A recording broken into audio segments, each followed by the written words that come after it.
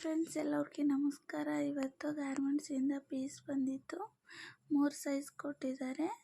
3 ಸೈಜ್ನು opposite ಹಾಕಿ ಕೊಟ್ಟಿರ್ತಾರೆ. ಒಂದು ಸ್ಲೀವ್ದು ಒಂದು ಕಡೆ, ಒಂದು ಸ್ಲೀವ್ದು ಇನ್ನೊಂದು ಕಡೆ.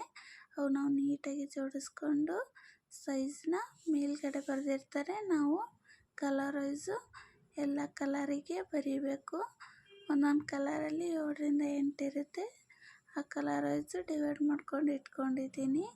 ಇನ್ನು ಪಟ್ಟಿ ಪೀಸು ಒಳಗಡೆನೇ ಹಾಕಿದ್ದೀನಿ. ಹೊಲಿಯೋಕ್ಕೆ ಈಜಿ ಇರುತ್ತೆ, ಈಜಿಯಾಗಿ ಸಿಕ್ಬಿಡುತ್ತೆ ಅನ್ನೋ ಕಾರಣಕ್ಕೆ. ಅಷ್ಟೊತ್ತಿಗೆ ನನ್ನ ಮಕ್ಕಳಿಬ್ರು ಒಂದಾಗಿ ನಿದ್ದೆ ಮಾಡಿಬಿಟ್ಟು ಎದ್ದರು. ಇನ್ನು ಅವರಿಗೆ ಆಟ ಆಡಿಸ್ಕೊಂಡೆ ನೈಟ್ ಹೊತ್ತಿಗೆ ಅಡುಗೆ ಮಾಡ್ತಾಯಿದ್ದೀನಿ. ಚೌಳಿಕಾಯಿ ಪಲ್ಯ ಮತ್ತು ಟೊಮಟೊ ಚಟ್ನಿ ಮಾಡೋದಕ್ಕೆ ನಾನು ಕಡಲೆ ಬೀಜ ಅಂದರೆ ನಾವು ಶೇಂಗಾ ಅಂತೀವಿ. ಶೇಂಗಾನ ಹಾಕ್ಕೊಂಡು ಚೆನ್ನಾಗಿ ಹುರ್ಕೊಂಡು ತಗೊಳ್ಳಿ ಲೋ ಫ್ಲೇಮಲ್ಲಿ. ಆಮೇಲೆ ಕಲ್ಲಿಗೆ ಹಾಕ್ಕೊಂಡು ಸಿಪ್ಪೆ ತೆಗಿಯೋ ತನಕ ಒಂದು ಸ್ವಲ್ಪ ಕಲ್ಲಿಲೆ ಸ್ವಲ್ಪನೇ ಕುಟ್ಕೊಂಡು ತಗೊಳ್ರಿ. ಆಮೇಲೆ ಸಿಪ್ಪೆ ಬಿಟ್ಕೊಂಡ್ಮೇಲೆ ಸಿಪ್ಪೆ ತೆಗೆದ್ಬಿಟ್ಟು ಚೆನ್ನಾಗಿ ಕುಟ್ಕೊಂಡು ತಗೊಳ್ರಿ. ನಾನು ಚೆಂದಾಗೆ ಕುಟ್ಟಲ್ಲ, ಅಂದರೆ ಸ್ವಲ್ಪ ಅಷ್ಟೇ ಕುಟ್ಟೋದು. ಆಮೇಲೆ ಬಾಯಿಗೆ ಸಿಕ್ಕಬೇಕಲ್ವ, ಅದ್ರ ಸಲುವಾಗಿ ಸ್ವಲ್ಪ ಅರ್ಧದಷ್ಟು ಎತ್ತಿಟ್ಕೊತಾ ಇದ್ದೀನಿ. ಚೌಳಿಕಾಯಿ ಪಲ್ಯಕ್ಕೆ ಇನ್ನೊಂದು ಅರ್ಧದಷ್ಟನ್ನ ಇನ್ನೊಂದು ಸ್ವಲ್ಪ ಕುಟ್ಕೊಂಡು, ಇನ್ನು 1 ಟೊಮೆಟೊ, 1 ಈರುಳ್ಳಿ, 2 ಮೆಣಸಿನ್ಕಾಯಿ, ಸ್ವಲ್ಪ ಕಾಯಿ ಇದ್ದರೆ ಕಾಯಿನೂ ಹಾಕ್ಕೊಳ್ಳಿ. ಟೇಸ್ಟ್ ಸ್ವಲ್ಪ ಬೇರೆ ಇರುತ್ತೆ ಅನ್ನೋ ಕಾರಣಕ್ಕೆ. ಇದು 2 ಚಮಚ ಎಣ್ಣೆ ಹಾಕ್ಬಿಟ್ಟು ಚೆನ್ನಾಗಿ ಹುರ್ಕೊಂಡು ತಗೊಳ್ರಿ. ಹಸಿ ವಾಸನೆ ಹೋಗಿರಬೇಕು. ಟಮಾಟಿನೂ ಮೆತ್ತಗಾಗಿರಬೇಕು, ಅಲ್ಲಿ ತನಕ ಹುರಿಬೇಕು. ಇದು ಟೇಸ್ಟ್ ಮಾತ್ರ ತುಂಬ ಚೆನ್ನಾಗಿರುತ್ತೆ. ಈ ಥರ ಹುರಿದ್ರೆ ಸಾಕು. ಇನ್ನು ಡೈರೆಕ್ಟಾಗಿ ನಾನು ಕಲ್ಲಿಗೆ ಹಾಕ್ಕೊತಾ ಇದ್ದೀನಿ. ಶೇಂಗಾದ ಪುಡಿ ಅದರೊಳಗೆ ಇದ್ದರೆ ಚೆನ್ನಾಗಿ ಕಲ್ಕೊತೈತೆ ಅಂತ ಕುಟ್ಟೋದ್ರಾಗ ಅಡ್ಜಸ್ಟೂ ಆಗುತ್ತೆ. ಇದು ಟೇಸ್ಟ್ನೂ ಚೆನ್ನಾಗಿರುತ್ತೆ ಅಂತ ಅರ್ಧ ಕುಟ್ಟಿದ ಮೇಲೆ ಒಂದು ಸ್ವಲ್ಪ ಉಪ್ಪು ಹಾಕ್ಕೊಂಡ್ರೆ ರುಚಿಗೆ ತಕ್ಕಷ್ಟು. ಆಮೇಲೆ ಲಾಸ್ಟಿಗೆ ಕೊತ್ತಂಬರಿ ಕರಿಬೇವು ಸಣ್ಣ ಕಟ್ ಮಾಡಿ ಇಟ್ಕೊಂಡಿರೋದು ಹಾಕಿಬಿಟ್ಟು ಚೆನ್ನಾಗಿ ನೀಟಾಗಿ ಜಜ್ಕೊಂಡು ತಗೊಂಡ್ರೆ ರುಚಿಕರವಾದಂಥ ಟೊಮಟೊ ಚಟ್ನಿ ರೆಡಿ ಆಯಿತು. ಇದು ಕಾಮನ್ನಾಗಿ ಉತ್ತರ ಕರ್ನಾಟಕ ಸೈಡು ಪ್ರತಿಯೊಬ್ಬರೂ ಮಾಡ್ತಾರೆ ಮನೆಯಲ್ಲಿ. ಇದಕ್ಕೆ ರೊಟ್ಟಿ ಜೊತೆ ಮತ್ತು ಚಪಾತಿ ಜೊತೆ, ಅನ್ನದ ಜೊತೆನೂ ತುಂಬ ಚೆನ್ನಾಗತ್ತೈತೆ. ಇಷ್ಟ ಆದರೆ ಒಂದು ಸರ್ತಿ ಮಾಡಿಕೊಂಡು ಊಟ ಮಾಡಿ. ಮಿಕ್ಸಿದಾಗ ಹಾಕೋಕ್ಕಿಂತ ಕಲ್ದಾಗ ಕುಟ್ಟಿದ್ರೆ ಮಾತ್ರ ಟೇಸ್ಟು ಚೆನ್ನಾಗಿರುತ್ತೆ. ಇಲ್ಲಾರ್ದವರು ಮಿಕ್ಸಿಗೆ ಮಾಡಿಕೊಡ್ರಿ. ಇದು ಕ್ಲೋಸ್ ಮಾಡಿಟ್ಟೆ.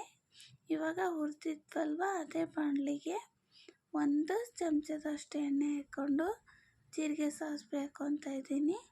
ಆಮೇಲೆ 1-2 ಮೆಣಸಿನ್ಕಾಯಿ ಆದಮೇಲೆ ಕರಿಬೇವು ಸಿಡಿದ್ಮೇಲೆ ಸಣ್ಣ ಕಟ್ ಮಾಡೋಂಥ ಈರುಳ್ಳಿ ಅಥವಾ ದಪ್ಪ ಕಟ್ ಮಾಡ್ಕೊಂಡಿರೋದು, 2ರದಾಗ ಒಂದು ಟೇಸ್ಟ್ ಚೆನ್ನಾಗಿರುತ್ತೆ. ಒಂದು ಸ್ವಲ್ಪ ಫ್ರೈ ಆದಮೇಲೆ ಎಣ್ಣೆಯಲ್ಲಿ ಚಿಟಿಕೆ ಅರಿಶಿಣ, ಸ್ವಲ್ಪ ಖಾರದ ಪುಡಿ, ಸ್ವಲ್ಪ ಸಾಂಬಾರು ಪುಡಿ, ಇಷ್ಟ ಇದ್ದರೆ ಸ್ವಲ್ಪ ಗರಂ ಮಸಾಲ ಹಾಕ್ಕೊಡ್ರಿ, ಇಲ್ಲಾಂದರೆ ಬೇಡ. ರುಚಿಗೆ ತಕ್ಕಷ್ಟು ಉಪ್ಪನ್ನ ಹಾಕ್ಕೊಂಡು ಚೆನ್ನಾಗಿ ಕಲಿಸ್ಕೊಡ್ರಿ. ಆಮೇಲೆ ಚೌಳಿಕಾಯಿ ತಗೊಂಡಿದ್ದೀನಿ ನಾನು. ಈ ಚೌಳಿಕಾಯಿ ಪಲ್ಯನ 1-3 ಜನ ತನಕ ಉಣ್ಣೋಕ್ಕೆ ಮಾಡಿರೋದು. 1/4 kgದಾಗ ಅರ್ಧ ತಗೊಂಡಿರೋದು. ಲಾಸ್ಟಿಗೆ ನಾನು ಶೇಂಗಾದ ಪುಡಿ ಎತ್ತಿಟ್ಕೊಂಡಿದ್ನಲ್ವ, ಅದನ್ನು ಹಾಕ್ಕೊತಾ ಇದ್ದೀನಿ. ನಮ್ಮ ಕಡೆ ಶೇಂಗಾದ ಪುಡಿ ಪ್ರತಿಯೊಂದು ಪಲ್ಯಕ್ಕೂ ಯೂಸ್ ಮಾಡೋದು. ಈ ಕಡೆ ಕಾಯಿ ತುರಿ ಯೂಸ್ ಮಾಡಿದ್ರೆ, ನಮ್ಮ ಕಡೆ ಶೇಂಗಾದ ಪುಡಿನ ಯೂಸ್ ಮಾಡೋದು. ಇಷ್ಟ ಇದ್ದರೆ ನೀರು ಹಾಕ್ಕೊಡ್ರಿ, ಬೇಡ ಅನ್ನಂಗಿದ್ರೆ ಅಷ್ಟೇ ಕ್ಲೋಸ್ ಮಾಡಿ 2 ನಿಮಿಷ ಬೇಯಿಸಿದ್ರೆ ರೆಡಿಯಾಗೋಯ್ತು. ಲಾಸ್ಟಿಗೆ ಕೊತ್ತಂಬರಿ ಹಾಕಿದ್ರೆ ಆಯಿತು. ನೋಡಿ ಎಷ್ಟು ಚೆನ್ನಾಗಾಗಿದೆ ಅನ್ನೋ ಕಾರಣಕ್ಕೆ. ನೀರೇನಕ್ಕೆ ಅಂತಂದರೆ ನನ್ನ ಮಗಳು ಹೆಸರು ಹಚ್ಕೊಂಡು ಉಣ್ತಾಳೆ ಅನ್ನೋ ಕಾರಣಕ್ಕೆ. ಬೇಡ ಅಂದಲ್ಲಿ ನೀವು ಹಾಕ್ಕೋಬೇಡಿ. ಬಿಸಿಯಾದಂಥ ಚಪಾತಿ ಜೊತೆ ಟೊಮಟೊ ಚಟ್ನಿ ಮತ್ತು ಚೌಳಿಕಾಯಿ ಪಲ್ಯ ಟೇಸ್ಟ್ ಮಾತ್ರ ಚೆನ್ನಾಗಿರುತ್ತೆ. 1 ಚಪಾತಿ ಉಣ್ಣೋರು 2 ಚಪಾತಿ ಉಣ್ತಾರೆ. ಎಲ್ಲರೂ ಊಟ ಮಾಡೋಣ ಬನ್ನಿ. ಇಷ್ಟ ಆದರೆ ಮಾಡಿಕೊಂಡು ಊಟ ಮಾಡಿ. ಮತ್ತು ಬೆಳಗಿನ ಜಾವ ನಾನು 4 ಗಂಟೆಗೆ ಏಳೋದು. ದಿನನಿತ್ಯ ಕಾರ್ಯಕ್ರಮಗಳೆಲ್ಲ ಮುಗಿಸೋದ್ರಾಗೆ 4:15 ಆಯಿತು. ಇನ್ನು ಪೀಸ್ ಹೊಲಿಯೋಕೆ ಕೂತ್ಕೊಂಡೆ. 4 ಗಂಟೆ ಅಥವಾ 4:15, ಹೆಚ್ಚು ಕಮ್ಮಿ 5 ಗಂಟೆ ಒಳಗಡೆನೇ ಎದ್ಬಿಡೋದು ನಾನು. ಏಕೆ ಅಂತಂದರೆ ಮಕ್ಕಳಿಗೆ ಅಳಿಸ್ಕೊತ ಹೊಲಿಯಲ್ಲ. ಮಕ್ಕಳಿಗೆ ಮಲ್ಕೊಂಡಾಗೆ ನಾನು ಎದ್ಬಿಟ್ಟು ಒಂದು 50ರಿಂದ 60 ಪೀಸ್ ಹೊಲಿದ್ರೆ ಅವರಿಗೆ ಆಟ ಆಡಿಸ್ಕೊಂಡು ಮಧ್ಯಾಹ್ನ ಹೊತ್ತು ಮಲಗಿದಾಗ ಇಷ್ಟು ಹೊಲಿತೀನಿ. ಇದು ಪಟ್ಟಿ ಪೀಸು. ಫಸ್ಟು ನಾವು ಅಟ್ಯಾಚ್ ಮಾಡ್ಕೊಂಡ್ಬಿಟ್ಟು ಫಿನಿಶ್ ಮಾಡೋದು. ನಾನು ದೇವ್ರಿಗೆ ನೆನೆಸಿ ಮಿಷನಿಗೆ ನಮಸ್ಕಾರ ಮಾಡಿ ಪೀಸಿಗೆ ನಮಸ್ಕಾರ ಮಾಡಿಕೊಂಡೆ ಕೂತ್ಕೊಳ್ಳೋದು. ಯಾಕಂದರೆ ಯಾರೂ ಕೈ ಹಿಡಿಲಿಲ್ಲ ಅಂದ್ರೂ ಕೈಯನ್ ಕೆಲಸ ಕೈ ಹಿಡಿಯುತ್ತೆ ಅಂತ ಅಮ್ಮ ಹೇಳ್ಕೊಟ್ಟಿರೋದು. ಕಾರಣಕ್ಕೆ ಇನ್ನು ಪೀಸ್ ಯಾವ ಥರ ಇಟ್ಕೋಬೇಕು ಅಂತ ತೋರಿಸ್ತಾ ಇದ್ದೀನಿ ನೋಡಿ.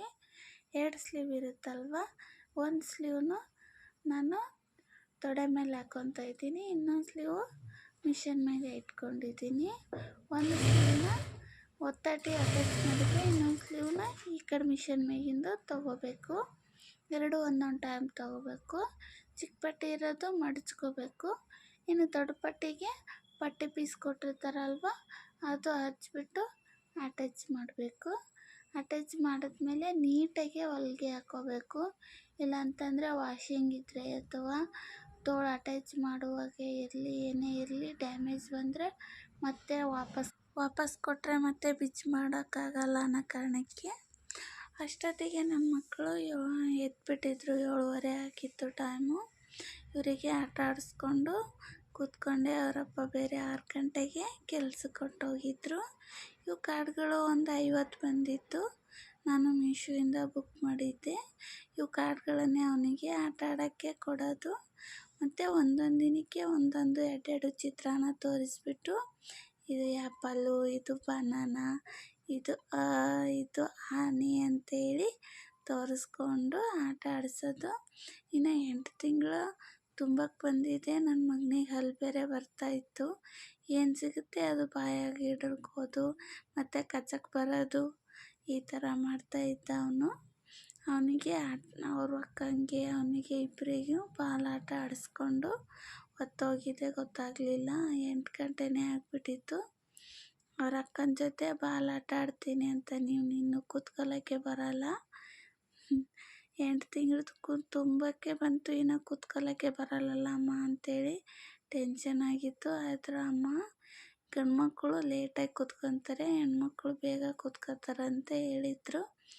ಆದ್ರೂ ನಾನು ಸ್ವಲ್ಪ ರೂಢಿ ಮಾಡಬೇಕು ಅಂತ ಕೈಗೆ ಟೊಂಕಕ್ಕೆ ಕೈ ಹಿಡಿದ್ಬಿಟ್ಟು 1 ನಿಮಿಷ 2 ನಿಮಿಷ ಈ ಥರ ಕುಂದಿರ್ಸ್ಲಿಕ್ಕೆ ಟ್ರೈ ಮಾಡ್ತೀನಿ. ಮತ್ತು ಕುತ್ತಿಗೆ ಭಾಗ ತವಲಿ ಹಿಡಿದ್ಬಿಟ್ಟು ಕುಂದಿರ್ಸ್ತಾ ಇರ್ತೀನಿ. ಹಂಗೆ ಒಂದು ದಿನಕ್ಕೆ 3ರಿಂದ 4 ಸರ್ತಿ ಈ ಥರ ಮಾಡೋದು. ಬಲವಂತವಾಗಿ ಏನು ಕುಂದಿರ್ಸಲ್ಲ, ನಿಧಾನಕ್ಕೆ 1 ನಿಮಿಷ ಇಲ್ಲ 2 ನಿಮಿಷ ಕುಂದಿರ್ಸೋದು. ಇನ್ನು ಕೂತ್ಕೊಳ್ಳೋಕ್ಕೆ ಬರಲ್ಲ, ಬಾಲಾಡ್ತೀನಿ ಅಂತ ಕಿಸಾಟ ಮಾಡ್ತಾನೆ. ಮಕ್ಕಳ ಜೊತೆ ನಮ್ಮ ಆರೋಗ್ಯನೂ ಕಾಯ್ಕೋಬೇಕಲ್ವ, ಅದರ ಸಲುವಾಗಿ ನಾನು ನೆಲ್ಲಿಕಾಯಿ ಜ್ಯೂಸ್ ಮಾಡಿದ್ದೀನಿ. ಇದರ ಪ್ರೋಟೀನ್ ಅಂಶ ಏನೂ ಇರಲಿಲ್ಲ ಅಂದ್ರೂ ವಿಟಮಿನ್ ಸಿ ಇರುತ್ತೆ. ಅದ್ರ ಸಲುವಾಗಿ ಇದು ಉಪಯೋಗ ಜಾಸ್ತಿ. ಅದ್ರಾಗ ಡೆಲಿವರಿ ಆದಮೇಲೆ ಕೂದಲು ಉದುರೋದ್ರಿಂದ ಇದು ಜ್ಯೂಸು ಕೂದಲು ಉದುರೋದು ಕಮ್ಮಿ ಮಾಡುತ್ತೆ ಅನ್ನೋ ಕಾರಣಕ್ಕೆ, ಮತ್ತು ಜೀರ್ಣಶಕ್ತಿ ಚೆನ್ನಾಗಿ ಆಗುತ್ತೆ. ತೂಕ ಇಳಿಸ್ಕೊಳ್ಳೋಕೆ ಅತ್ಯವಶ್ಯಕತೆ ಆದಂಥ ಇದು ಒಂದು ಸರ್ತಿ ಟ್ರೈ ಮಾಡ್ಬೋದು ಅನ್ನೋ ಕಾರಣಕ್ಕೆ ಸಜೆಷನ್ ಮಾಡಿದರು ನನಗೆ ಫಸ್ಟ್ನೇ ಡೆಲಿವರಿಗೆ. ಅದ್ರ ಸಲುವಾಗಿ ನಾನು ಅವಾಗಿಂದ ಇವಾಗಿನ ತನಕ ಕುಡಿಯೋದು. ಮತ್ತು ಏನಕ್ಕೆ ಅಂದರೆ ನಾನು ಮಿಷನ್ ಹೊಲಿಯೋದ್ರಿಂದ ಮಿಷನ್ಗೆ ಕಣ್ಣು ಜಾಸ್ತಿ ಉರಿ ಬರುತ್ತೆ. ಇದು ತಂಪು ನೆಲ್ಲಿಕಾಯಿ ಅನ್ನೋ ಕಾರಣಕ್ಕೆ ಕುಡಿಯೋದು. ದೇಹಕ್ಕೆ ತಂಪು, ತೂಕ ಇಳಿಸೋಕ್ಕೂ ಸಹಾಯ ಆಗುತ್ತೆ ಅಂತ. ಇನ್ನು ನಾನು ಬೆಳಗ್ಗೆ ನನ್ನ ಮಕ್ಕಳಿಗೆ ಸ್ವಲ್ಪ ಗಂಜಿ ಮಾಡಿದ್ದೆ ರಾಗಿದು, ಮತ್ತು ನಾವು ದಪಾಟಿ ಮಾಡ್ಕೊಂಡಿದ್ವಿ. ದಪಾಟಿಗೆ 1 ಕಪ್ಪಷ್ಟು ಬಟಾಣಿ, 2 ಕಪ್ಪಷ್ಟು ಹೆಸ್ರು ಕಾಳನ್ನ ನೆನೆಯೋಕೆ ಇಟ್ಕೊಂಡಿದ್ದೆ. ಅದರ ಜೊತೆ ಒಂದು 3ರಿಂದ 4 ಮೆಣಸಿನ್ಕಾಯಿನ ರುಬ್ಕೊಂಡು ತಗೊಳ್ರಿ. ನೀರೇನು ಹಾಕೋದು ಬೇಡ, ನೀರಿನ ಅಂಶ ಅದ್ರಾಗೆ ಇರುತ್ತೆ ಅನ್ನೋ ಕಾರಣಕ್ಕೆ ಈ ಥರ ತೆರೆ ಹಾಕಿದರೆ ಸಾಕು.